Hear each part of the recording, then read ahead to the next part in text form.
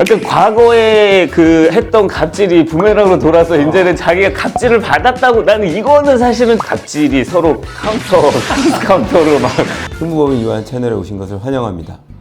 저희가 2주 전에 그 이승기 씨와 추 그 연예계 이슈에 대한 얘기를 좀 드렸는데 그 사이에 조금 변동사항이 생겨서 그 부분에 대한 얘기를 좀 나눠볼까 합니다. 이승기 씨가 이제 후크로부터 정산받은 50억 그걸 기부했어요. 근데 깜짝 놀랐어요. 아 근데 기부도 기부인데 아니 그렇게 줄 거면 그거 진짜 주지. 상상을 그 돈도 있었다는 거 아니야 사실. 일단 후크가 미정산 금액이 상당히 있었다라는 부분은 어느 정도 시인한 거고, 근데 지금 이승기 씨 측에서는 그 금액 정산 방식을 인정 못하지만 일단 받은 금액은 사회에 환원하겠다.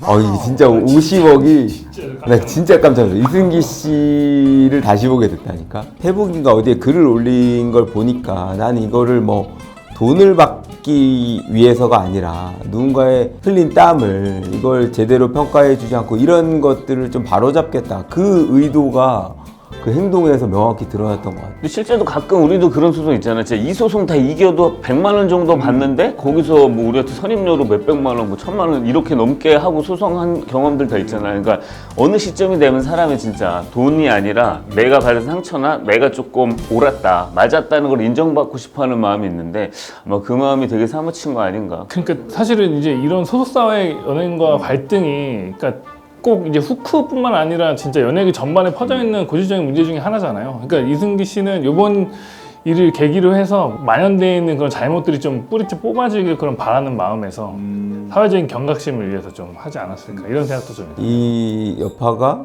클 것 같습니다. 아직 이제 재판 절차는 계속 진행 중일 거고, 후크가 정산한 방식을 두고 근거가 정확한지 방식이 잘못된 부분은 없는지 아마 따져보게 될 건데 그 부분도 아마 한참 걸리겠지만 좀 지켜봐야 될 것 같고, 그때 우리가 약간 곁들여서 얘기했던 출시 상황이 생각보다 그 디스패치의 보도에 따르면 또 완전 변수가 많이 나왔더라고요. 12월 19일자로 디스패치에 대해서 권리일까 갑질일까라는 그런 제목으로 이 사건에 대한 사실관계를, 그러니까는 뭐 최대한 자신들이 취재한 팩트 위주로 이제 기사를 하나 냈는데, 거기 보니까 되게 몰랐던 사실들이 굉장히 많더라고요. 이제 핵심은 기본적으로 그 이달의 소녀 자체가 굉장히 프로젝트성으로 굉장히 많은 비용을 투입해서 이제 완전체 데뷔까지 이뤘다는 점에 대해서는 여러분들이 아실 거예요. 근데 그 규모 자체가 지금 여기서 추산한 걸로 보면 뭐 자료를 받았는지 추산했는지 모르겠지만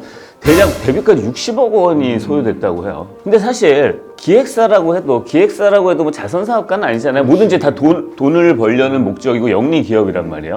그렇기 때문에 데뷔까지 60억의 비용이 투입됐으면 그 데뷔 이후에 이 돈을 다 뽑아내려고 이제 분명히 기획한 거란 말이에요.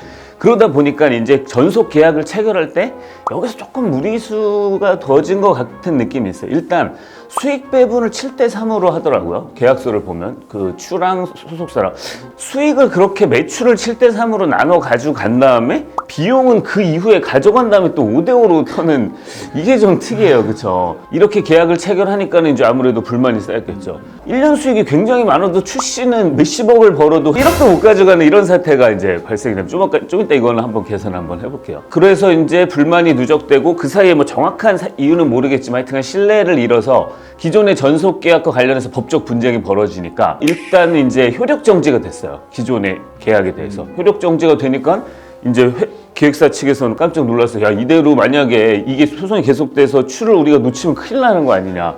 그렇게 돼갖고 이제 새로 전속 계약을 맺는데, 이 전속 계약은 또 반대로 추한테 또 압도적으로 유리한 그런 게 있어요. 그래서 전체적으로 상황이 좀 이렇게 흘러가서 한번 요 사이사이에 있었던 일들 같은 경우를 한번 얘기 같이 해보면 좋을 것 같아요. 이제 내용을 좀 보셨잖아요. 김 변호사님도 어떻게 봤습니까? 근데 저 같은 경우는 기사를 처음 접한 다음에 정말 추가 저렇게 얘기했다고? 이게 제일 첫 번째 반응이었어요. 뭔가 내용을 보면은 뭐 추나 추 어머니나 소속사 뭐 대표라든지 이사라든지 실장한테 대하는 그 태도가 이거 갑질 아니야? 우리가 생각했던 추의 모습과 다르네? 처음에 이런 생각이 들었었죠.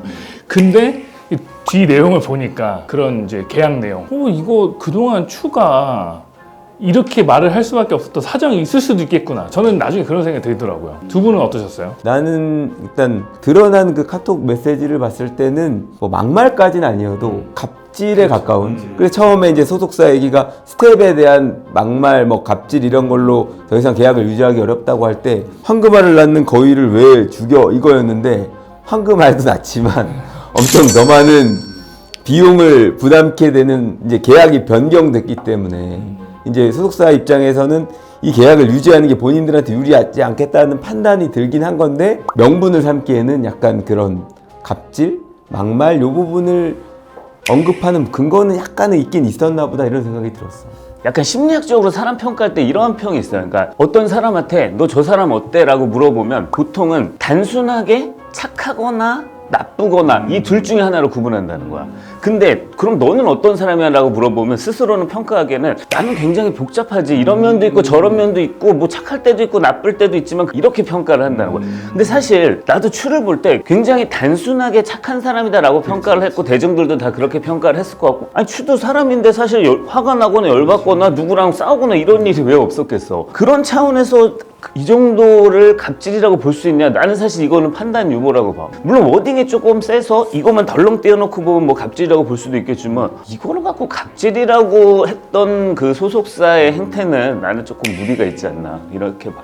일단 그래서 이게 뭐 갑질인지 아닌지는 우리가 판단하기는 좀 어려울 것 같고 하여튼 뭐 계약서 이제 뭐 계약서 문제 같은 거 좀 얘기해 보면 난 더 좋을 것 같아. 디스패치의 보도에 따르면 2016년도부터 21년도 12월까지 회사에서 번 수익이 아닌 수입이지 이제 매출이 한 25억, 한 26억 정도 돼서 회사 70% 하니까 18억 정도. 추가 한 7억 7천. 근데 이제 비용이 한 14억 들어서 회사가 절반 7억 정도 빼고 추 7억을 빼니까 실제로 추로 인한 매출이 한 25억인데 추가받는 금액은 뭐 세금 떼니까 6,700만 원. 세금 전 7천만 원. 그러니까 이제 번 돈을 기준으로 했을 때는 25분의 1도 못 가져가는 거야. 회사가 지금 거의 11억을 가져가고 정작 열심히 발로 뛴 추는 지금 7천만 원 가져간다니까 이게 비율이 좀 너무 부당하지 않나 이제 이런 생각을 하는 거죠. 그래서 아마도 그 전속계약 효력정지 가처분이 이 부당한 정산 구조 때문에 받아들여진 게 아닐까. 사실 이 부분이 언론에 노출이 안 됐었잖아요. 가처분이 기각됐다고 하면 추는 계속 그 계약 기간까지 굉장히 불리한 상태로 갔어야 됐을 텐데 가처분이 인용돼서 회사 입장에 발등에 불이 떨어진 상황이 됐던 거죠. 근데 나는 개인적으로는 좀 그래. 블록베리가 물론 언론에 보도되고 잘못되고 이번에 뭐 갑질이다라고 일방적으로 발표한 것도 사실 부적절한 면이 많았다고 생각하는데 그거 다 떼고 요 계약 구조만 본다 그러면 나는 개인적으로는 조금 여론이랑은 좀 다른 느낌이 드는 게 영리기업이잖아. 영리기업이면 돈을 벌어야 되는데 내가 수익을 남겨야 되는데 어떤 그룹을 키워서 데뷔시키기까지 60억을 썼어. 그리고 사실은 데뷔 이후에도 또 비용이 들어갈 거 아니야. 내가 100억을 투자했으면 수익을 1, 2억 기대하나? 그렇지는 않잖아. 최소한 뭐 1배, 2배 이렇게 생각한다 그러면 나는 이 정도의 계약은 할 수 있다고 봐. 이게 물론 어린 그 연예인들을 속이거나 뭐 이렇게 진짜로 쓱 한 장 끼워놓거나 이런 게 아니고 설명만 제대로 해줬다고 하면은 나는 이름 타당성은 있을 것 같아. 그래서 나는 이 자체는 괜찮을 것 같아. 근데 이제 이 와중에 어떤 신뢰가 무너졌는지는 잘 모르겠어. 그래서 이제 효력정지 어떻게 됐는지. 사장님 마인드. 사장님 마인드네. 사실은 이제 이거는 이제 뭐 디스패치에서 이렇게 뭐 보도를 하긴 했는데 수익 같은 거는 이제 좀 제대로 나온 것 같긴 한데 비용이 이게 좀 투명하지 않은 것 같아요. 맨날 추가 이제 회사에다가 나 정산 내역을 달라 이게 어떻게 산정된 것인지 알려달라고 지속적으로 요구를 했는데도 제대로 뭐 대응을 안 한 그런 사정이 보이더라고요. 아마 이제 그 연예인들이 초기에는 데뷔하는 것 자체가 지상과제이기 때문에 소속사가 완전한 갑이고 소속사가 제안하는 계약을 따라갈 수밖에 없는데 회사 입장에서는 얘기한 것처럼 당연히 이익을 극대화하길 원했겠지.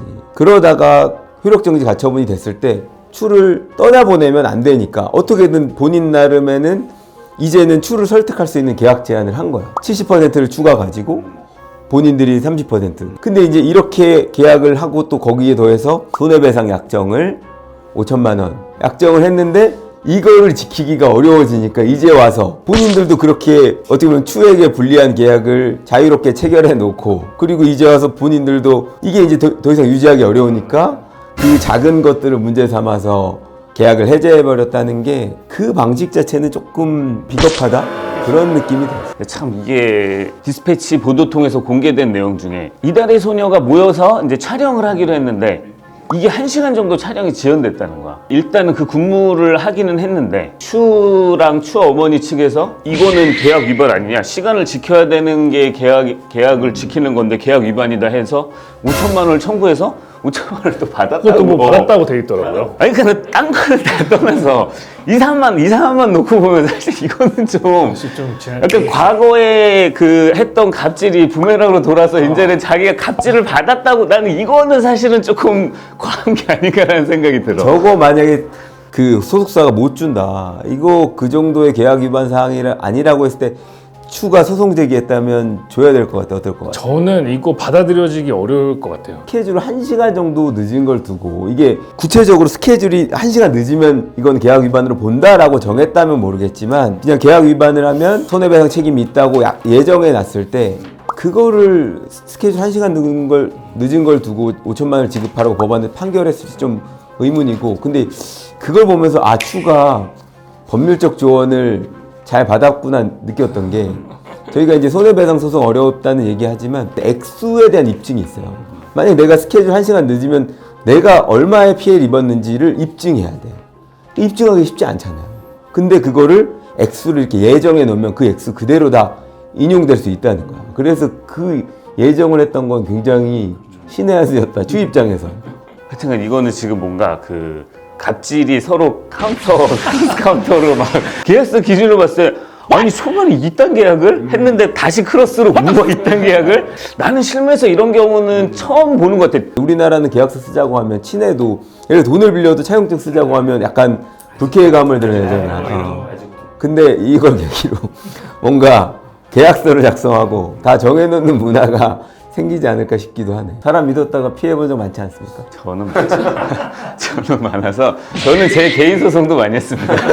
제가 대신 법정에 나갔죠. 순간 뭐 우리가 대충 뭐 이제 디스패치의 보도가 팩트다라는 걸 전제로 한 겁니다. 사실 저희도 몰라요. 저희도 이거를 팩트 체크를 할 여력도 없고 할 능력도 안 되고요. 추 사태와 관련돼서 시청자분들도 이제 관심을 많이 가진 분들이 계실 텐데, 그와 관련된 법적인 쟁점이나 왜 이런 사태가 벌어지게 됐는지에 관한 뒷얘기들 저희가 이제 법조인으로서 이런 점들이 있지 않았을까 이렇게 한번 얘기를 해봤습니다. 앞으로 뭐 어떤 상황으로 전개가 될지 모르겠는데 저희가 또 소개를 해드릴 만한 내용이 있으면 그때 또 소개를 해드리도록 하겠습니다. 뭐 이 정도로 오늘 마칠까요? 네, 하여튼 다음 시간에도 더 유익하고 재밌는 내용 준비해서 돌아오겠습니다. 고맙습니다.